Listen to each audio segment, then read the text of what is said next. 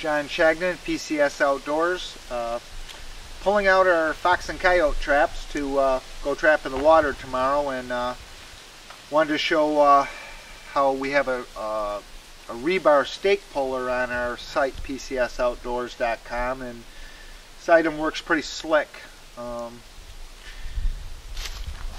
This particular one, I'm using a real long, almost 3-foot rebar stake, and nothing is going to get out of that.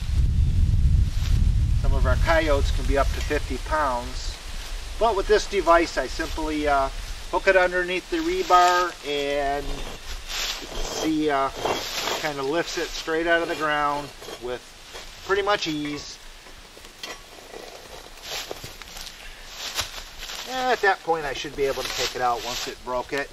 Well, you can see we're using a pretty hefty re-rod now.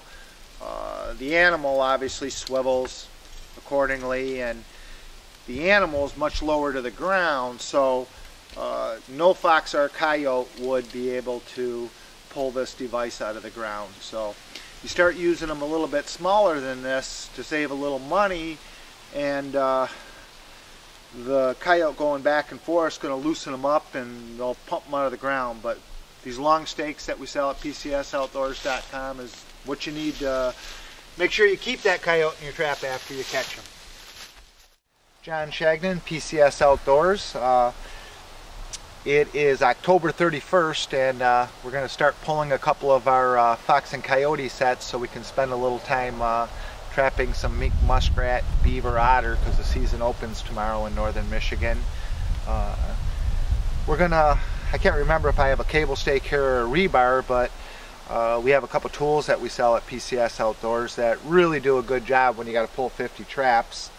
Interesting thing here, I do see a fox track in the sand from the last couple days, and the trap didn't go off, so I want to see how lucky he was. I'm going to make sure the trap was functional, because we've had a lot of storms, and